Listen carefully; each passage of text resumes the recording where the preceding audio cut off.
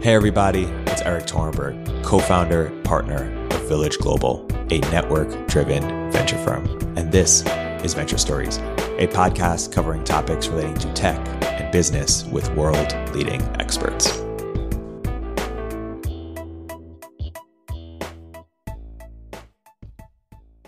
Hey everybody, welcome to another episode of Village Global's Venture Stories. I'm here today joined by a very special guest, Caleb Watney. Caleb is the Director of Innovation Policy at the PPI. Caleb, welcome to the podcast. Thanks so much for having me on, Erik. So Caleb, by way of introduction, what are sort of the threads that tie your work together? What is your sort of your moonshot? Yeah, that's a great question. So my portfolio covers a few things. One, I cover emerging technologies where the regulatory framework around them is less clear and still being actively developed. So this includes things like driverless cars, drones, artificial intelligence, those sorts of issues. As well, I cover sort of 30,000-foot levers that we can use to increase the overall pace of science and technological innovation. So I've done a lot of work on high-skill immigration, science funding, R&D incentives, and what does it kind of mean for the U.S. to think of itself as the R&D lab for the whole world? It's really interesting. I want to start with your blog post you wrote late last year, Cracks in the Great Stagnation. Because, it seemed, about a decade ago, everyone was worried about the opposite. They were, Ray Kurzweil's singularity, was near. People were concerned about that. And then sort of, Peter Thiel and Tyler Cowen, Tyler Cowen came with this book, The Great Stagnation, and, Robert Gordon's book. And then it seems more recently, everyone sort of, turned the other side. And you're saying, hey, maybe that's not the case. Why don't you sort of trace that? Like, what is the Great Stagnation, and trace how the views have evolved before getting to your post? Right. So The Great Stagnation was, a book written by Tyler Cowen, I think in 2012, 2013, which was sort of arguing that contrary to all of the big public pleas that, the world was accelerating faster than we knew how to deal with, that, we were going to be rapidly losing jobs to automation and all these things, that actually the last 40, 50 years of productivity growth had been markedly slower than it had in sort of decades past. If you look from, I think, 1940 to 1970-ish, you're looking at total factor productivity growth, which is like a basic overview, is everything in the economy that is not just like adding more labor or more capital. So it's basically all the soft knowledge that we can use to make things more productively. So given the same number of inputs, can we produce more outputs? And if there's anything in sort of that magic missile thing that's not just that more labor or more capital, that's total factor productivity. So it's like technology and the quality of institutions, basically? Basically, yeah. People have other theories for what it might be, but I think by and large, those are the two biggest factors. That was growing at a steady 2% rate for a long time. And as hopefully your listeners will be aware, the magic of compounding interest and compounding returns means that can lead to absolutely massive rates in the standards of living over time. But then from the late sort of 1970s, that's been slowing down much more rapidly. There was a small boost in productivity in sort of the late 90s, early 2000s, but then again, it sort of flattened off. And so my colleague, Eli Dorado, has a graph on his website that sort of, looks at total factor productivity over time, and then it sort of adds an option to say, what if we had kept at, 2% productivity growth rate through that entire period that we're now calling the Great Stagnation? And I think it's, our living standards would be around like 40, 50% higher than they are currently. So it would be like a pretty dramatic change. And I think a lot of the current ailings in our politics that feel like, are things really getting better? Can I give a better world to my children? Can we still do positive some things in society? Kind of stem from the fact that it feels like we're growing less rapidly compared to the kind of rate of change that our parents or grandparents grew up with. And maybe another way to sort of think about this is, if you had been, born in, say, 1890, 1900, and you'd fallen asleep and then you woke up sort of in 1960, 1970, the world would look dramatically different. You'd have automobiles, you'd have planes, you'd have indoor plumbing, electricity. The built urban world that we live in would just, look almost like an alien planet to you.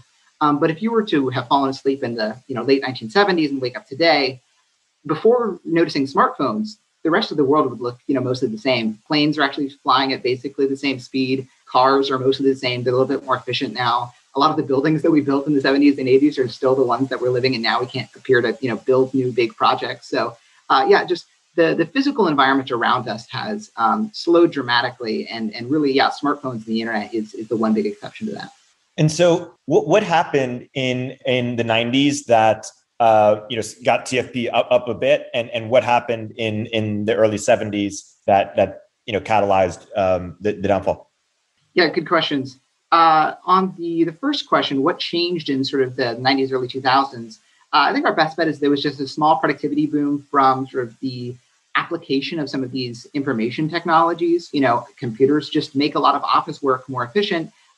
Printers allow you to transmit information more quickly.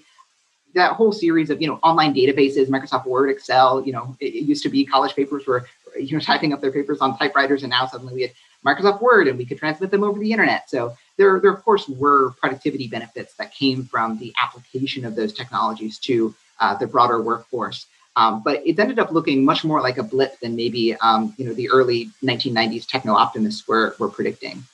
And regarding your second question, what happened in the 70s to change this? That's in some ways, the multi-million-dollar question, or the compounding 2% growth over a 40-year question.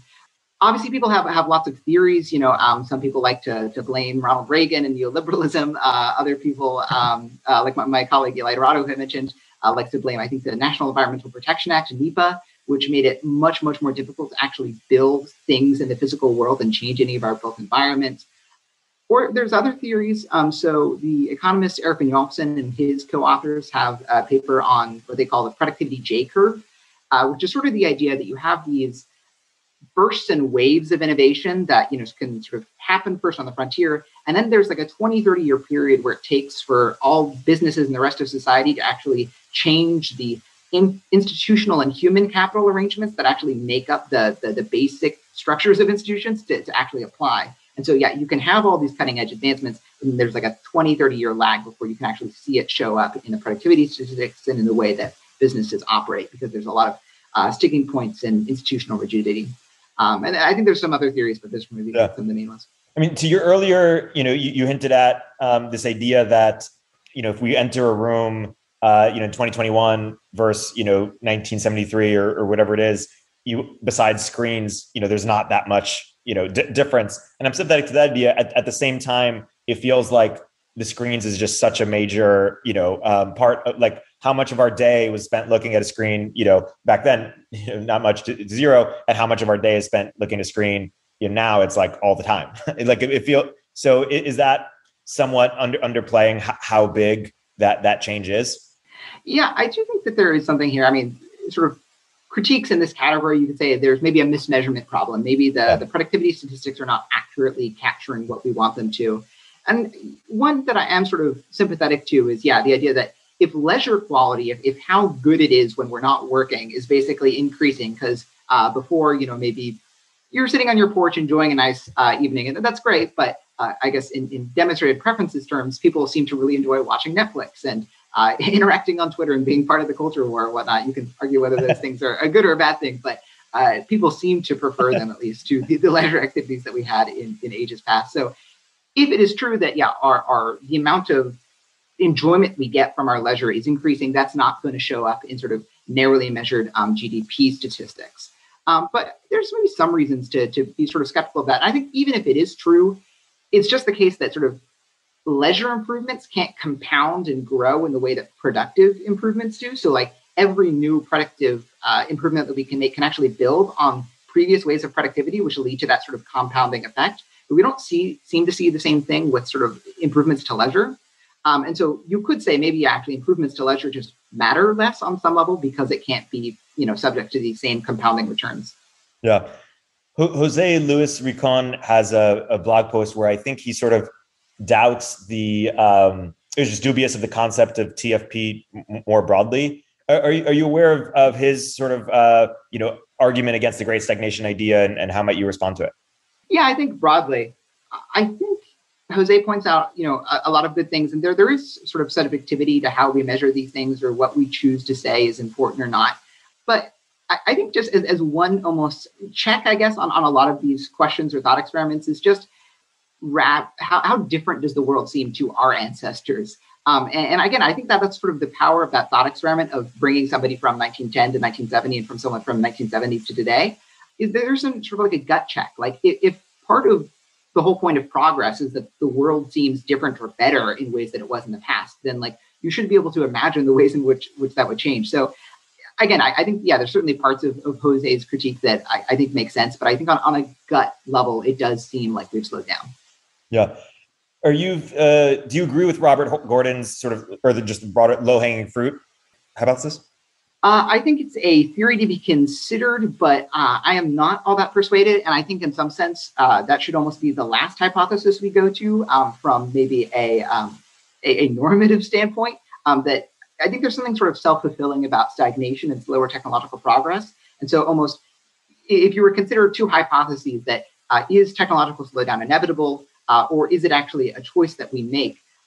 I would much rather keep us in the mindset of it is a choice so that we actually try as hard as we can to actually break those barriers, introduce new technological changes. Because if we sort of buy into the stagnation hypothesis, if this is all inevitable, then we become complacent. We're less likely to actually make the difficult changes in our life and our living standards to achieve those goals. And so I think it's a hypothesis worth considering. And I think there's some percent chance that it's true. But I think look at this like COVID crisis. Like I think this is evidence that complacency is much more of a choice than we maybe think it is. You know, the fact that we're all now adopting these remote work technologies sort of en masse, and that has let us get past this sort of like social coordination function where before it was unclear to what extent you could reliably tell your office, hey, I want to work from home, I'll be just as productive, but like your boss didn't quite believe you, or are these, meetings going to be just as good? But now we as a society have all like changed at the same time. And I think it's unlocked like a new frontier of we can use remote work technologies in a way we couldn't before. And similarly, mRNA technologies were, the building blocks of that, at least, were just like sitting on the sidewalk, ready to be picked up. And nobody had really done it until we were forced to through this crisis. So I think there's lots of indications to say that stagnation is a choice. The future is a policy choice. Yeah. And so in terms of what's explained the last 50 years, which do you think is most, has most explanatory power? Is it regulation or institutional decay or culture? Yeah, I think it's a combination of, I would say, regulation is certainly part of it. I think we've just become more complacent. We're less willing to put up with changes in our built environment. And that affects like not only regulations, but also just like people's willingness to take risks. There's a story currently of a big offshore wind farm that would go off the coast of New York. And in the process of actually getting that energy then back to the city, they would need to build like basically a big pipe. And there's a wealthy suburb of New York that they want to do some minor construction so that they could put this pipe underneath the streets of this, wealthy suburb. But the citizens there are just so unwilling to tolerate any minor inconveniences in their traffic patterns of their life that they are, trying to throw up every barrier they can for this project, even though it would be dramatically positive, both for them and for the larger city of New York. So I think, complacency kind of sets in. Another term I've heard is that there is a promiscuous distribution of veto points. There's just way more people that can see, you have to get on board that can plausibly say no to a project before you can do it. I think that's an effect as well. Yeah, I think there's probably, I guess, and then maybe a final factor. I think demographics is maybe underrated. The fact that we are slowly becoming an aging society, the birth rates are falling, and like an entrepreneurialism and a dynamism perspective, I think has maybe underrated effects. So if you were to imagine a society where like the median age of the average citizen is 53 or something, compared to one where the median age is 28 or 35 or something, the younger society is just going to have a much larger population of people that are willing to put in, 12, 14-hour work weeks to really, or days to try to get a product off the ground, to work really hard, to take on a new risky venture, to, go without health insurance for a little bit so that they can, get a new project off the ground. The older society also just has taking risks is less worth it because you have fewer years to then enjoy the results of that risk. So I think, the combination of some regulations like NEPA, broad cultural complacency, and an aging society demographically has just led to less risk taking and less dynamism. And what do you think is the best explainer? Demographics could be one, but of just the cultural NIMBYism that you sort of allude to relative to people 50 years ago. Yeah, I mean, part of it is just we have more. It's harder to give up comfort, and when you're used to just a higher living standard. And so part of this may be sort of somewhat inevitable insofar as conveniences are more inconvenient when you're starting at a higher standard of living. Yeah, and so talk about your post. What are the cracks in the Great Stagnation? Yeah, so I guess I want to be somewhat careful here in saying that, we can't say that the Great Stagnation is over yet. I mean, obviously, there's a number of ways you can maybe decide when is the Great Stagnation over. You could look at broad TFP numbers. You could, try to imagine like how dramatically different does the world look like compared to, when your grandparents were alive. I actually think maybe that would be an interesting way of maybe coming up with like a broad cultural method is like how angry or how different does the world seem to grandparents, and maybe create some index where you ask them, how dramatically different does the world seem? And that would be one way at trying to get at this question. But of course, any new potential changes to that is going to start in the form of anecdotes. And so I'm trying to be, carefully considering what are the potential technologies that could really get us out of this.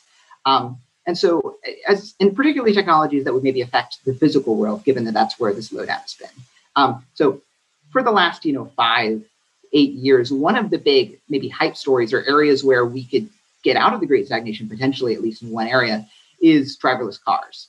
And I think driverless cars have really suffered from the technological hype cycle, where they were maybe built up too early. Some companies were very ambitious in their testing timelines, and then this didn't happen.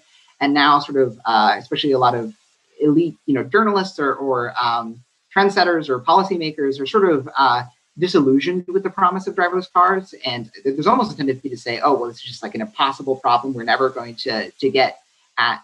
And I wonder how much of that is partially just like media expectations. The fact that the latest cutting edge advancements from a technical lab can now be broadcast around the world in a matter of hours changes the public's expectancy of when those technologies are coming in a way that didn't happen in like the 1970s and 1980s. So I think, there's less of a grace period for technologies now than there used to be, but there's still dramatic change. I think that's potentially happening with driverless cars. You've seen probably the most advanced company is Waymo. They've been deploying in the Phoenix, Arizona area for several years now. I think at the end of last year, when my post came out, they just recently launched a fully autonomous taxi service where there is no human driver in the front seat. And this is kind of the first time that we'd really seen that. And I think to me indicated that we had moved from a if driverless cars are ever going to work out to a when driverless cars are going to work out. It was sort of like a proof of concept definitively, in the wild that this kind of service could work. And now there's the sort of hard engineering problem of how do we scale this to other domains? How can we increase, service to other areas? And it's not going to look like something where you just like flip a switch. We've solved the AI problem. Now we can have driverless cars everywhere. It's almost going to look more, I think, like a cell phone broadband map or something, where there's actually like a lot of rigorous validation testing that has to happen in each region before you can roll out driverless cars in that vicinity. But like the fundamental promise of the technology is still there, right? You still have 40,000 fatalities a year from human drivers, 93% of which NHTSA deems to be from human failure. It's still like a dramatic waste of human time that people are spending stuck in traffic when they could be doing other productive things, whether it be working, reading the news, maybe they're getting home early so they can spend time with their family.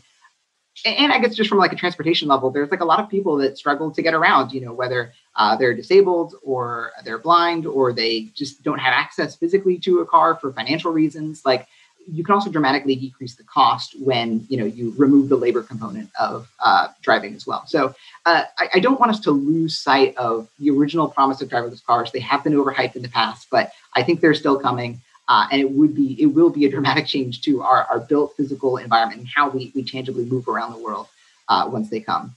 I think Tyler once said that I don't know if he was joking, the Great Stagnation would be over once we have driverless cars. Like I think he also is believer. Are you in agreement with the line of thinking that we've had a slowdown in science? I guess the broader question is like how much of the slowdown is, whether in science or technology versus commercializing or is both? I think it's been both. So there's been a couple of papers that have tried to get at this. Tyler Cowen and Ben Southwood had a good sort of review of the evidence of kind of is science slowing down.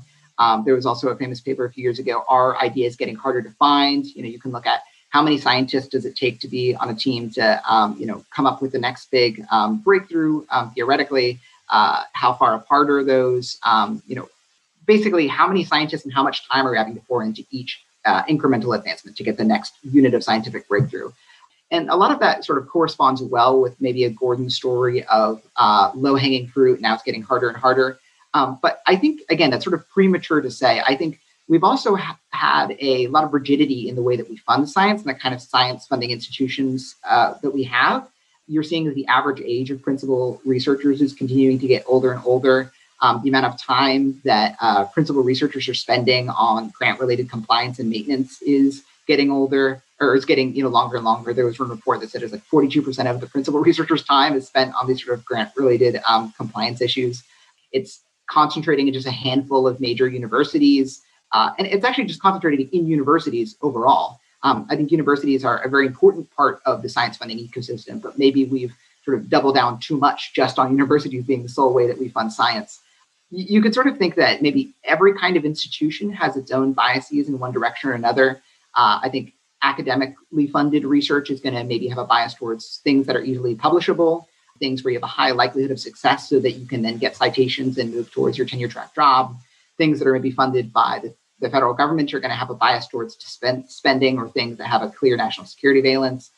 Things that are funded by the private sector are going to have a bias towards things that are easily commercializable. And so, every kind of institution is going to have its own biases, but I think we actually get closer to maybe an optimal mix of incentives when we diversify science funding. And that is in many ways the opposite direction that our science funding apparatus has been moving towards. We're just leaning more and more on universities through the National Science Foundation and the National Institutes of Health as like, this is the way that we fund science. And so I'd love to see, a lot more experimentation. New Zealand has been doing some interesting things with lotteries, where basically so long as you meet some minimum threshold of quality, instead of having to go through this lengthy grant review process, instead it's just sort of almost literally taken out of a hat in some cases, so long as you meet certain thresholds of quality. And it doesn't seem like there's any decline in the quality of research that's being funded through that. And the researchers themselves find that they have more time to be spending on it. And obviously you can get funding decisions made much more quickly.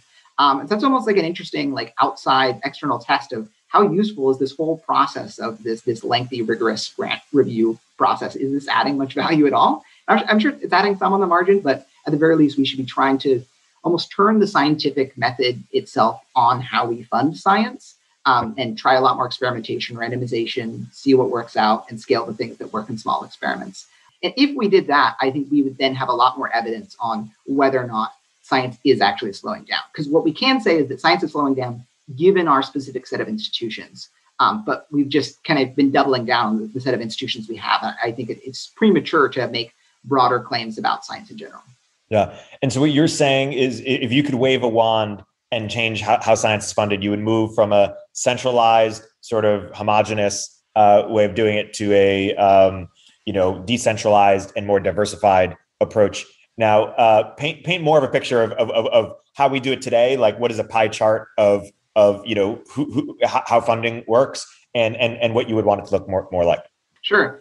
If you look at overall macro level trends of science and R&D spending, you're seeing it's actually, especially public support for it, is lowering as a percent of GDP since I think the sort of late 60s were the high watermark. And that's both on sort of the basic side as well as the applied side. Applied side, a lot of that is happening sort of in DARPA, DoD level labs, as well as the national labs. And then basic is mostly just in the National Science Foundation and the National Institutes of Health are sort of the two biggest trends we have there. And there's sort of a constant, I think, incentive pull somewhat to go more towards applied things. At least that's a sort of, I think, what the science community is concerned about, that you can always drag, individual scientists or grant makers in front of Congress and say, why are you spending $2 billion to study these underwater crab dances? What relevance does that have? But of course, that ignores, the fact that a lot of our scientific discoveries are serendipitous. And by pulling from odd places in nature, we can actually end up discovering a lot more about the origins of the world. And that this kind of curiosity-driven basic science system does end up leading to understandings of the world that allow us to then make those actionable and improve the world around us further down the line. A lot of projects like the Human Genome Project and other understandings of the human immunome have been very fundamental for our current mRNA projects, as an example. So that's sort of the trend so far. I would like us to, we can beef up existing institutions. Again, I think as like a percentage of GDP, we're probably vastly underspending. I'm basically not concerned about diminishing marginal returns. I think that the political constraints for how much we could feasibly spend are always going to come before we would actually start to hit the diminishing marginal return, where the next dollar R&D would actually be better spent not on R&D. So as much as it's feasibly possible, I'd love to shift more spending towards R&D. I do think that there is something to the idea that some of these translational problems, things that almost fall between basic and applied science, get short end of the stick right now. And so maybe we should have more funding institutions specifically on those problems.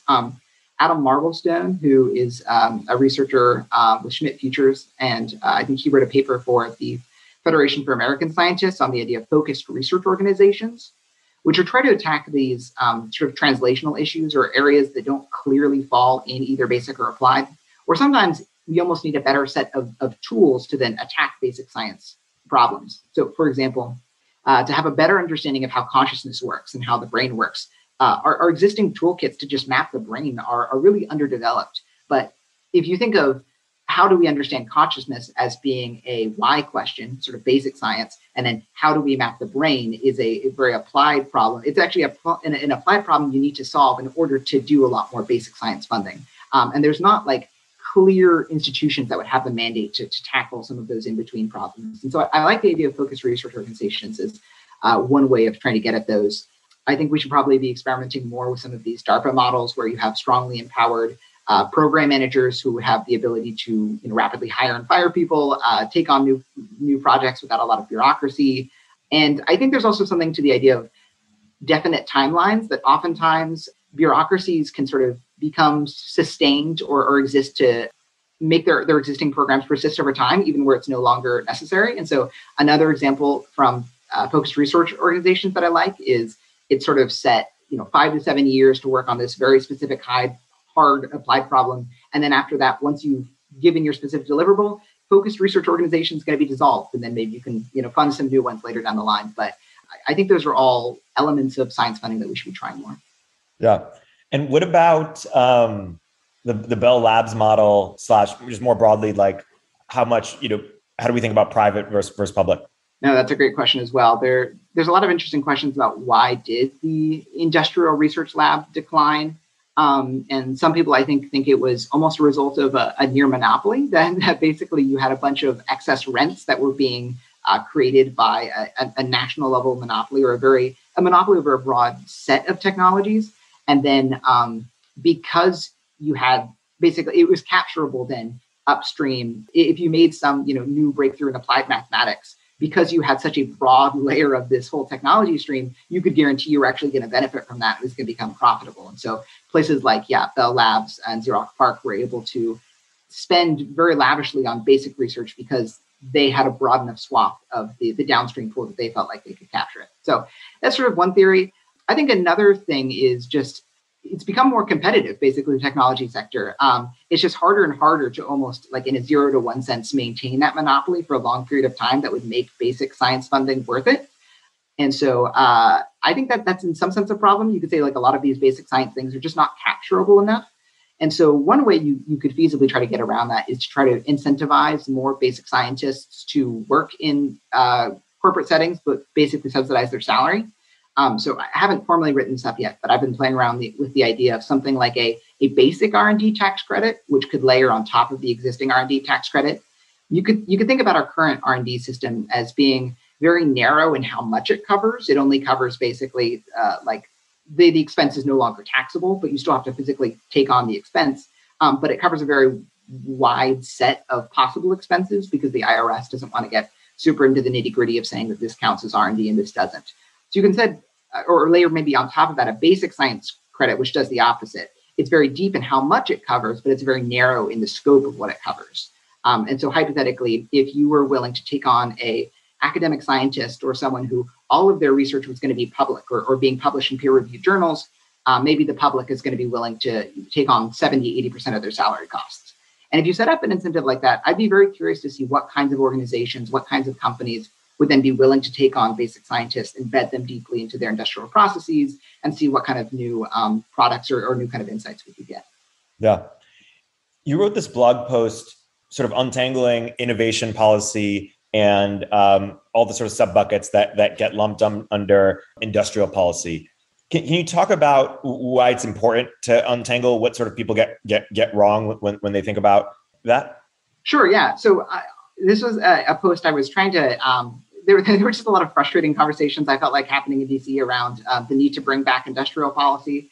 And there's certainly some things that people call industrial policy that I would be, very on board with, but I just didn't think it was a useful term. I thought it was muddying too many sort of discrete topics or conversations. And I thought mostly on a linguistic sort of discussion level, it would be better to almost say, okay, we're not going to talk about industrial policy because people mean too many different things when they talk about that. Instead, we're going to drill down into like, well, what is the actual thing? And so you can talk about trade policy. You can talk about active labor market policy. You can talk about export subsidies. You can talk about basic science funding, and that actually having the conversation more rooted to this specific market failure externality that you're actually talking about will lead to sort of better effects. And so that was the main point of the post, in trying to say, when everything from Elizabeth Warren's co-determination to, a broad strategy of specifically not regulating so that you can, get more technologies, when both of those fall under industrial policy, then maybe it's too broad a term and it's just not that useful. Yeah. And what do people get wrong when they even just think within the scope of innovation policy? What makes great innovation policy, and where do you see people advocating for innovation policy that frustrates you? Yeah, that's a good question. So when I think about innovation policy, I'm trying to specifically think about what are the externalities or market failures that result from information production not being sufficiently rewarded or not being capturable enough. And so there's a famous paper by William Nordhaus that estimates that innovators or inventors on average capture, I think it's 3% of the total surplus value of their inventions. And so, if you think about, say, Steve Jobs creating, the iPhone, and obviously that was bigger than just Steve Jobs, but to use him as an example, Apple obviously captured, some percentage of that in the form of Apple is now a very valuable company. They've made lots of sales, but customers would have been willing to pay a lot more for that than they would have. And also other competitors were able to sort of, in some ways, start producing their own versions of the iPhone. And that combination of other competitors can come in and compete away your rents, and also customers are paying some small percentage of what they would hypothetically be willing to pay, means that inventors are actually maybe being under compensated for the interesting discoveries that they're making, or new ways of combining things in a way that's socially useful. And so there's a number of ways of trying to get to that. Some people focus really strongly on intellectual property rights, so that you can try to create temporary monopolies to reward the creation of these new inventions.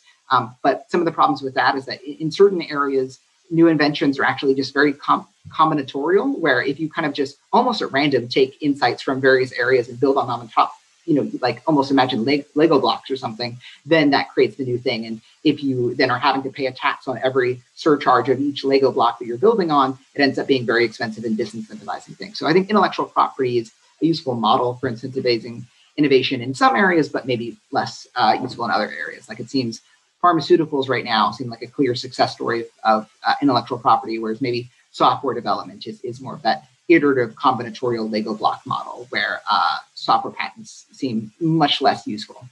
I think maybe one area where people go wrong is in one, trying to say we want like some specific technology and then just throwing a bunch of resources at that. Because usually, one, by the time you've recognized that some technology is important, the private sector is presumably also going to be throwing investment funds at that.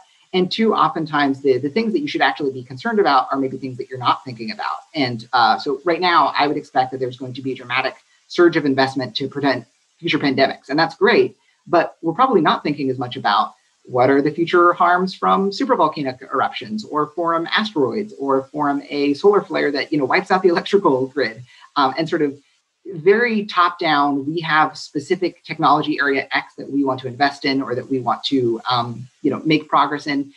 That's not necessarily bad, but that can't be the sole focus of your agenda. You have to have sort of these broader curiosity-driven investments, or areas that take a diversity of approaches, so that you can still be investing in areas where maybe policymakers, it's not sexy to be thinking about those things, but it will still really matter down the road. Yeah. I want to zoom out and return to what we were talking about earlier around culture. How do you think we get out of our cultural malaise? Good question. So Eli Dorado, again, I feel I've mentioned him a couple of times, but he wrote a piece recently saying that complacency is sometimes the antithesis of crisis. And so that in crisis times, we'll sort of inevitably be forced to draw on new inventions or things that we otherwise wouldn't have wanted to take on the costs. And so I think crisis is one way, but it would be great if we could. So we need a war? Well, hopefully not. I mean, war and pandemics are going to be one surefire way of getting rid of complacency. But it would be great if we could get rid of complacency without having to do wars or pandemics. And so I think one interesting thing here is, what is the importance of a shared cultural vision of progress and of technological advancements, and how important is that towards reaching new high heights? And so you hear a lot of stories about how today's big company founders, be it Jeff Bezos or Elon Musk, grew up reading sci-fi, and they were very inspired by those stories, and they wanted to end up building, those systems that they were reading about.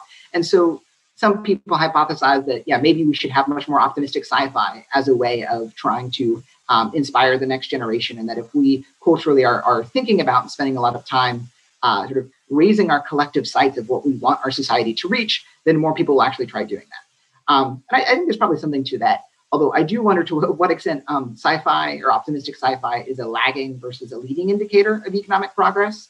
So if you look in China, for example, a lot of their sci-fi is more optimistic than ours. The three-body problem is, one of the main examples where there are external threats, but technology copes and sort of plans on this industrial level as a way to overcome those threats. And so it's a more optimistic vision of humanity's interfacing with technology. But that came after, decades of material progress beforehand. And so I wonder if sometimes people dream of more optimistic futures after they themselves have experienced lots of change in their physical environment while they've lived.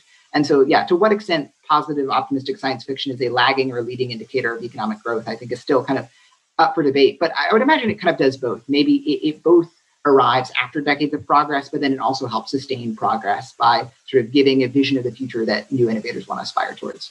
Do you feel similarly optimistic about sort of the state capacity, basically, our argument as well? Like, I guess I'm curious, what led to the stagnation? People say we can never build the Manhattan Project today. But, what is it about 1950 to 2021 that led to this, sort of like state capacity deterioration versus like that didn't lead to it between 1880 and 1950 or something? Yeah, it's a good question. Part of it, I wonder how much of this is just like new institutions are going to be more effective than old institutions. If one of the main roles or points of like bureaucracy is in some sense to solidify informal processes into more formalized things that you can write down and then pass on to a successor, you end up inevitably like losing a lot of things in that process, in that translational process, or maybe you become too rigid. Like previous grant makers could sort of know, this is the rough goal we're trying to get at. We have these rough, guidelines and suggestions, but like use some amount of common sense as you're trying to judge, what's strictly necessary or not. But then in the process of formalizing these things, it becomes more rigid, less ability to sort of shift on the margin and wipe away things that aren't necessary. And so, part of me wonders if like institutional renewal does inherently rely on some amount of turnover. And so science funding seems like the kind of thing where you could constantly be experimenting and trying, okay, we're going to try this new funding model. We're going to create a new organization. We're going to see if it works well. If it does, we can expand it, and maybe we can wind down other ones. In other areas that seems less feasible, I don't know, like a lot of the point of maybe regulatory institutions, especially, is to provide stability across time. You can know, we can invest in this area. We know the regulations are going to be stable. So you can't be, or maybe you could, but it seems more difficult to say, create a new FAA and get rid of the old one. But I do wonder, how much of that institutional vibrancy came from just the fact that these were new institutions and sort of the original people that were coming in there were very ambitious. Do we just have to retire? Is there a rule to institutions that they just can't live past a certain age? Or, Biology had this post recently, founding versus inheriting. And Samo Bergia writes a lot about the successor problem. And I guess it's something we'll have to figure out. Yeah, and maybe one way you could get around that is trying to give younger people who are going into the agencies just more ability to change things. Like I'm thinking if you were like an ambitious person trying to think about science funding, it almost seems like the National Science Foundation is not the kind of place you'd want to go right now because it's so rigid, because there's so little ability for you as an individual to actually shift the inertia of the organization. And so if these organizations were just encouraged or maybe forced to on the margin, just experiment with their models more and to empower younger, ambitious people to actually make changes, I think that would end up attracting a different caliber of people that right now just don't want to go into places where they can make no feasible change. And connected to that, I think you should also be paying a lot more, for good civil servants and making it easier to fire ones that are maybe just sticking around for the sake of sticking around, which I think is a broader problem than just science funding, but is maybe just a broader civil service thing. One thing you talked a lot about earlier is the importance of demographics, and you've also written, you've written a lot about immigration, some about, you spoke of fertility rates. You wrote a post about Matt Iglesias' book, 1 Billion Americans, and how we should take it seriously. What do you think he gets right, and where do you sort of differ from him? Yeah, I mean, I think it's a good book, and it was one of the first things that I'd seen, like, taking seriously the idea that demographic decline is a problem from sort of just a pure economic perspective, and the fact that, especially, and also maybe as a national security foreign policy objective, that if we want America to be kind of the global leader that it has been in the past, that requires taking seriously the fact that more people means more power. I mean, the fact that right now you're seeing the NBA and other Hollywood movie studios sort of catering their markets to China is partially a result of the fact that they have a very large domestic market that people want to be catering towards. And so population heft ends up sort of downstream shaping a lot of cultural and economic things. And so I was glad to see the book, take seriously those sorts of considerations. If anything, almost the problem, so to speak, with the book is that if you took the recommendation seriously, I don't know that it would be enough to tangibly get us to 1 billion, if that is the specific goal. Partially because it seems like, at least within the rates that would be politically feasible, doing more things like child tax credits or making it financially easier for parents to have the number of children they say they want to have, just internationally, there's limited evidence about how much success that has. I think it's worth doing, and it would probably help push it up on the margin. But even just simply getting back to a replacement rate would be an enormous success from a replacement rate perspective. But that means that the tangibly actually growing would require serious immigration, basically. And I think there's a lot of political hesitancy to embrace massive immigration, which I think is partially a problem for the division. Maybe my single biggest thing I would have liked to see the book tackle more is the ways in which federalism or some decentralized governance might enable people to feel like we can, take in new people without losing some sense of identity. So one of the more promising immigration approaches that I've seen is Adam Ozimek and co-authors wrote a paper on the idea of a heartland visa, which would actually give more autonomy to local regions to basically dictate their own immigration flows and say, hey, it seems like right now we're really facing a shortage of nurses and doctors. We'd like to specifically allow more immigrants of, that have those kinds of skill sets into our region. And that if this sort of lost feeling of control is in many ways one of the biggest drivers of political backlash, then by directly confronting that and giving some amount of local autonomy, maybe you could enable a political equilibrium that leads to, higher rates of immigration. Yeah. Can you explain the differences? Certainly the rhetoric is extremely different, but the differences in actual policy between sort of immigration policy between Biden, Trump, and Obama? So there's rhetoric and then there's actual policy differences. So one thing that we're stuck with is the fact that Congress just seems to be fundamentally incapable, or at least unwilling, to do any sort of congressional reform. The last big congressional bill we saw on immigration happened, I think, in the late 90s. And there just has not been any new immigration guidance since then. And fundamentally, immigration is supposed to be the purview of the legislature and not the executive. And so there's sort of limited avenue for reform that just the executive could do. I think Obama was trying to sort of signal to the more hardline members of the Republicans that, hey, look, I'm going to be deporting people and taking these problems of illegal immigration seriously. That way I can build up enough political capital to actually pass some sort of, for whatever reason, that didn't end up happening. And so, in retrospect, his record actually looks pretty bad in terms of number of deportations and whatnot. Trump came in and, I don't know how much he nominally cared about this and how much of this was Stephen Miller behind the scenes. Basically, he realized that while there is this congressional deadlock, there's actually a host of sort of executive levers that you can pull using executive leniency to basically just everywhere I can find, I want to pull the lever for less immigration, less immigration, less immigration. And now the Biden administration has come in and they're undoing some of those, but they're not being as aggressive as at least Stephen Miller was and going in the opposite direction. Although I would note, and this might be especially relevant for your audience, one really positive change that happened recently and that I've written about is the international entrepreneur rule. So this was a parole rule that went into effect at the end of the Obama administration. And basically, the United States has no startup visa, has no category for people who want to start companies that aren't independently wealthy to be able to found companies in the United States before getting a green card. And so the international entrepreneur rule was trying to create a parole rule that if you could get $250K in investment from a qualified U.S. investor, you had a 2.5-year period in the United States to try to build your business, and you could get a renewal for that if it was successful. And eventually that would hopefully lead to getting a green card through like an EB-1 or something. And then Trump came in and immediately froze the program, as kind of maybe would have been expected.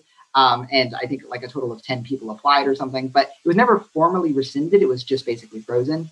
And then just recently in the last couple of weeks, Biden brought it back. And I think it's a really promising avenue, especially for the venture capital community, to get involved in helping more international entrepreneurs get in. They're looking at things to make it easier for sort of repeat applicants to be able to show, hey, look, we're a qualified investor. We've invested in this person. Now let's invest in this next person without having to do all the same paperwork again and create some sort of more durable qualified investor. But I think that's a really exciting program. Obviously, it's still very temporary. It can be easily undone by future presidents. So ideally, we'd like to solidify that through Congress. But it is a positive recent change that's happened. Yeah. So it seems obvious to me that we should make it as easy as possible for high skilled or even high potential immigrants to come to the U.S. And not only make it easy, we should, to your point, would you call it pro-migration? Pro-migration, yeah. So I wrote this piece for the New Atlantis, arguing that we should even move beyond this sort of tentative, passive, like, oh, we will grudgingly accept your world-class scientists and engineers. Instead, we should be trying to very proactively attract international talent to the United States, recognizing that this has historically been the way that the United States has really built its supremacy in science and technology. And so the piece kind of outlines 3 major waves of talent that arrived during the 20th century, mostly from Europe. There was a pretty massive wave, especially of Jewish scientists that were dismissed from German universities that made up, I think, 63% of their citations in physics, that a lot of them ended up coming to the United States.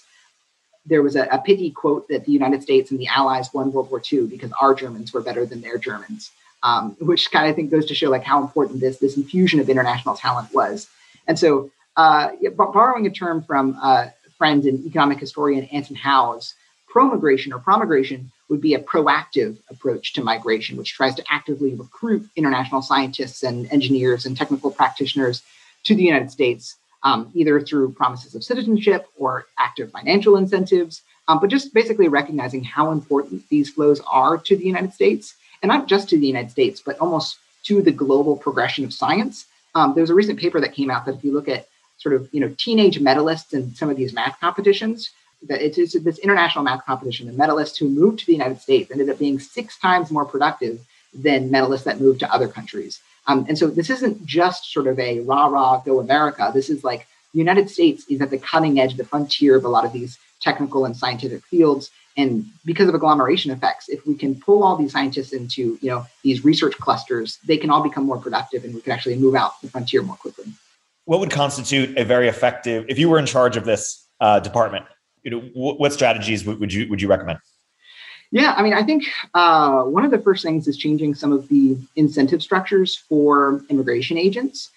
So right now, a lot of these immigration offices are housed within the Department of Homeland Security.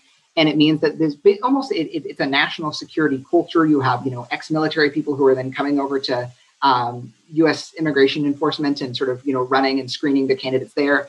And the attitude is very much one of, how can I prevent letting in terrorists rather than how can I maximize the growth potential of the United States? And so I think as a first step, you almost need to house this thing either outside of DHS or to have some amount of institutional autonomy that allows you to hire in you want talent scouts, right? A lot of corporations will have whole departments that are trying to actively recruit the best and brightest people. The United States should maybe be hiring those people or people that can be, looking at international journals and seeing who the brightest minds are and trying to actively recruit them to the United States. And so that could be housed at, the Department of State or whatnot. You could even imagine if you wanted to, go extra, providing financial incentives to immigration, these talent scouts basically for attracting the most talented people. If you can find, an up and coming Indian teenager who then founds a company in the United States and it wins some awards, then you as an individual immigration agent actually win some sort of financial compensation because the incentives are just so out of whack right now. Everything you said just seems super obvious in that it's in our own self-interest to get the smartest people in the world to come here. Now, my question is, are you a total open borders person across the board in the way that I think Brian Kaplan is? Like, does it make sense to infinitely just take in anyone in the world who wants to come here? My understanding is that the Democrats were against immigration up until very recently because there were arguments that it affected the working class, and that, from a humanitarian perspective, I understand why, it would make you'd want to bring in people, but from a pure, self-interest of working class Americans, are you sympathetic to any arguments as to why you wouldn't want to have a total open borders policy?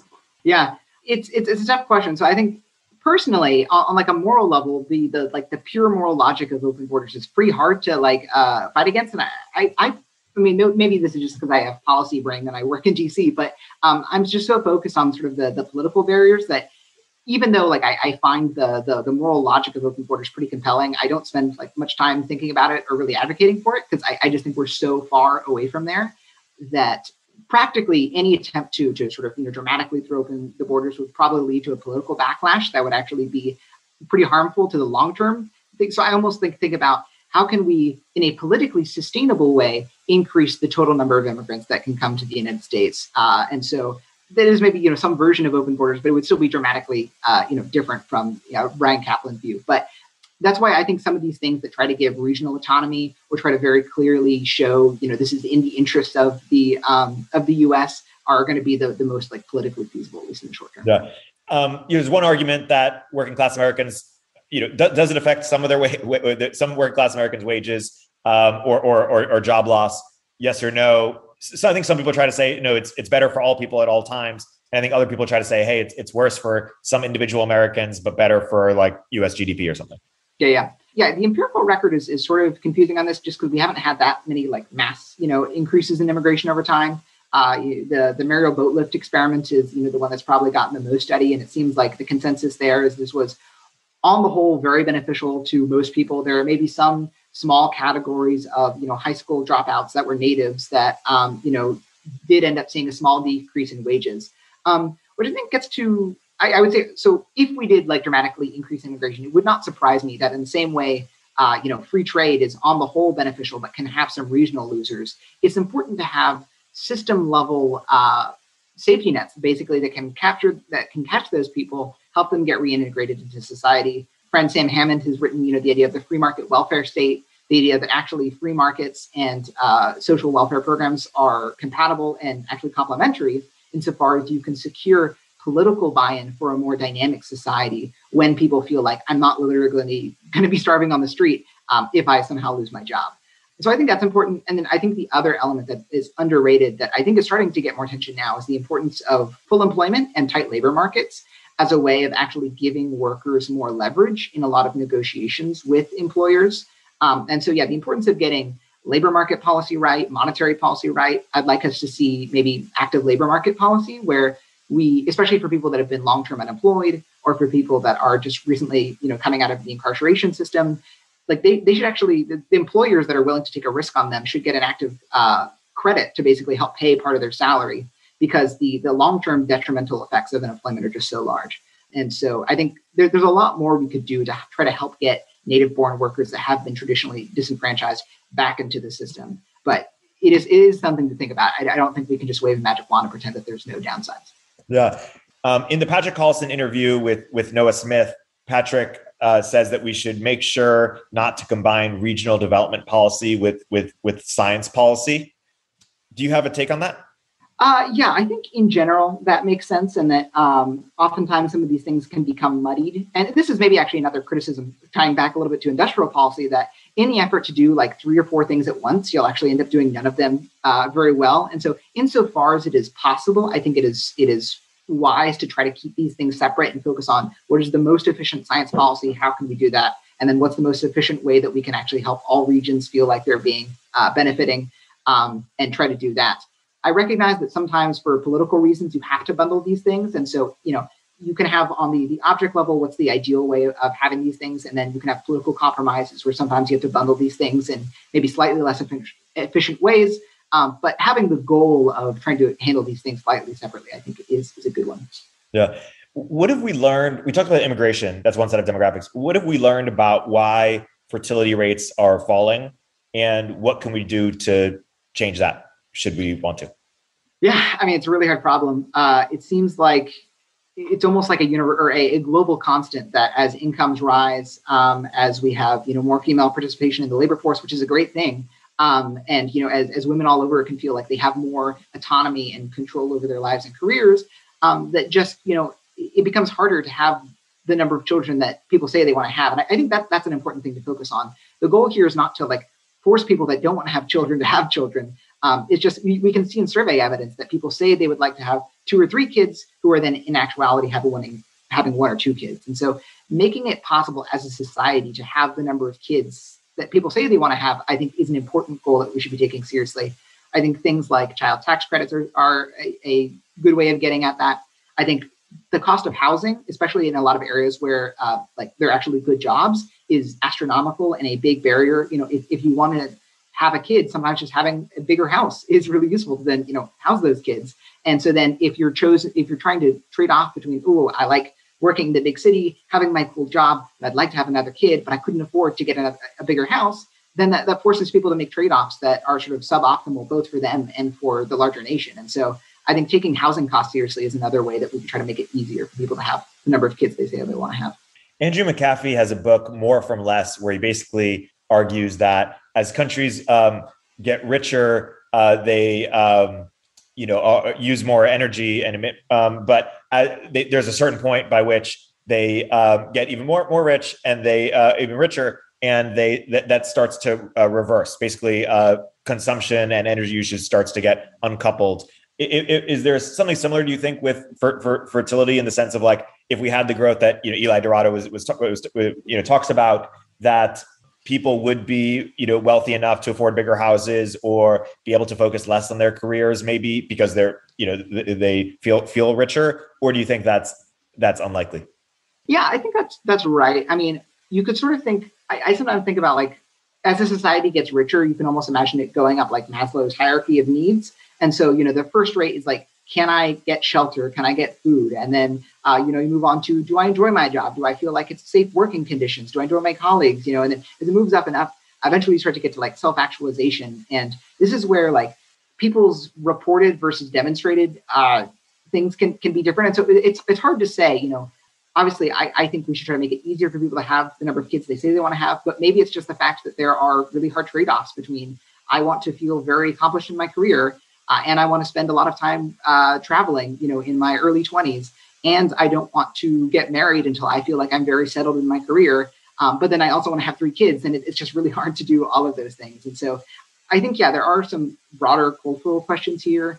I think some people have talked about what's the difference between a capstone versus a cornerstone model of marriage. Are people waiting to get married until they feel like they have everything else in their life figured out? Or are people, using marriage as something that they can then build off of and use as a springboard to achieve all the other goals that they want to have in their life? And those are really hard things to get at in policy, and maybe not even the appropriate tools. Yeah, it's interesting in the sense of how much of the self-actualization that you talk about is really self-driven or relative driven. Totally, and if it's more relative driven, then no matter how wealthy we are, we'll just keep. And then you can see evidence in the sense that, the wealthiest people are the ones who are, continuously working, the ones who are not getting married, or not having kids, it seems. Yeah, it's totally true. And it's also true that I think a lot of these decisions are sort of driven by larger social circles. I think everybody's familiar with the idea that, in your group of friends circle, when you see everybody else is getting married, everyone else is having kids, maybe I should start thinking more seriously about that. And so, I don't know, the self is not this thing that just emerges. It's like a deep butterfly that needs to cocoon and then you discover it. It's this thing that's constantly being shaped and changed over time as you're learning more things about yourself, as you're interacting with your friends and with your environment. Yeah. We'd think that social media, because people are always posting about weddings and babies, that it would have some effect in terms of, encouraging other people to have, but maybe that effect is not strong enough to withstand all the other. Potentially, I've seen some people suggest that maybe that would be a positive direction for Facebook to go. Show less news and culture war topics and just show more babies and weddings and puppies and whatnot. Yeah. Do you envision a world where the agglomeration effects that you talk about, sort of benefits of talent clusters, moves more digitally? Personally, in COVID, I've seen that a lot of my intellectual and work conversations are now just in group chats, and they're with people who are living in different places around the world. I'm curious if you think that will change significantly, or if it'll revert back to what it was before. Yeah, it's a good question. I think certainly some parts of remote work are here to stay. People like Adam Ozimek and Matt Clancy have pointed out that even if we just move to a world where, say, before it was 6-7% of the U.S. workforce was remote, now to 20%, that is still itself a dramatic change that significantly changes traffic patterns and urban centers and whatnot. I think also there might be one of the biggest changes, I would just guess a lot of especially knowledge workers are going to end up having more flexibility in terms of when they're going into the office. And so maybe it's now 1 or 2 days from home and then 3 or 4 days in the office, which doesn't dramatically change some of the agglomeration effects because you're still presumably clustered in these big urban centers and you still have lots of time for those sort of soft office meetings where you can be exchanging ideas, and maybe you can actually be more productive on the 1 or 2 days when you're home and you can do deep work on specific reports or whatnot. My guess, though, is that while there will be some changes, like the fundamental power of agglomeration clusters is not really going to change. I just think they're too powerful, and especially for firms that are really trying to compete on the global frontier of technology, every ounce of productivity ends up getting magnified over a global market share. And so while for firms that are mostly competing subnationally or nationally, you could maybe take a trade-off where your workers would prefer to take a 10% pay cut but work remotely from wherever they want. And maybe that makes them slightly less productive, but you're paying less and it's fine. But on the international stage, it's just so much more competitive. And you really need to be on the absolute frontier of every margin to be competing in an efficient way that I think for a lot of these superstar firms, especially, you might see return to the office if it turns out that it's more productive.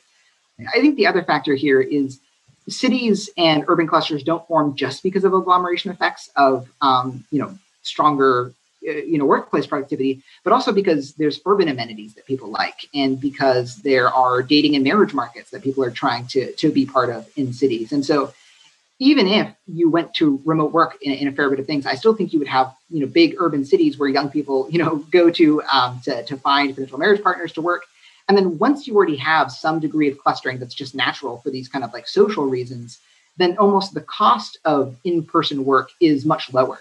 If work was the only reason people were clustering, then it would be a much higher bar to clear. But if people are already clustering for these social reasons, then you only need to be a little bit more productive to actually justify going to the office.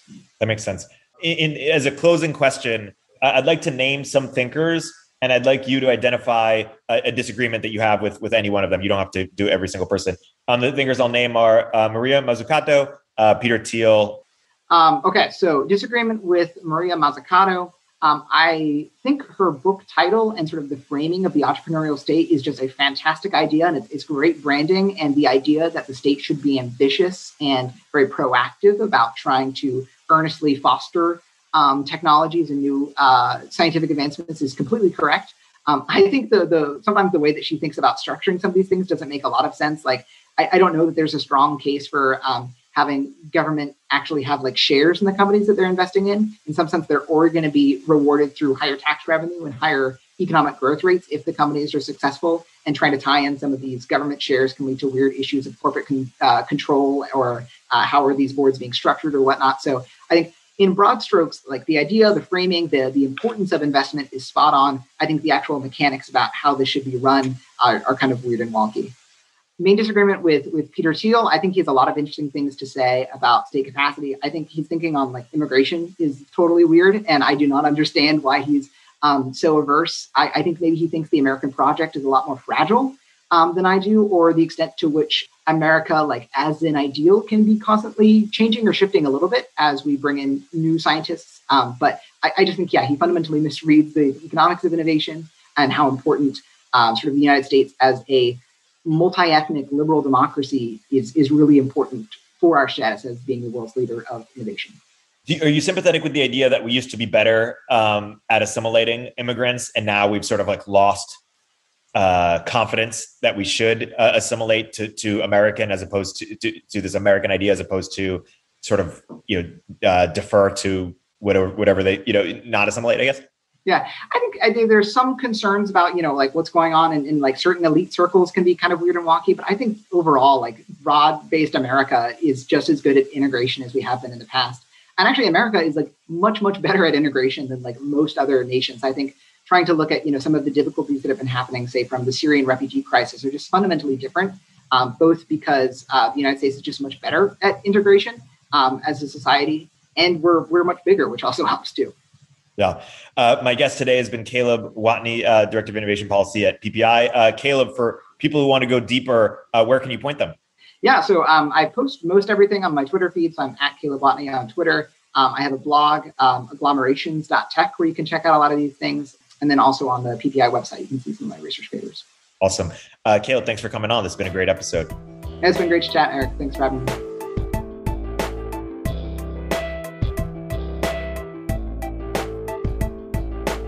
If you're an early stage entrepreneur, we'd love to hear from you. Check us out at villageglobal.vc.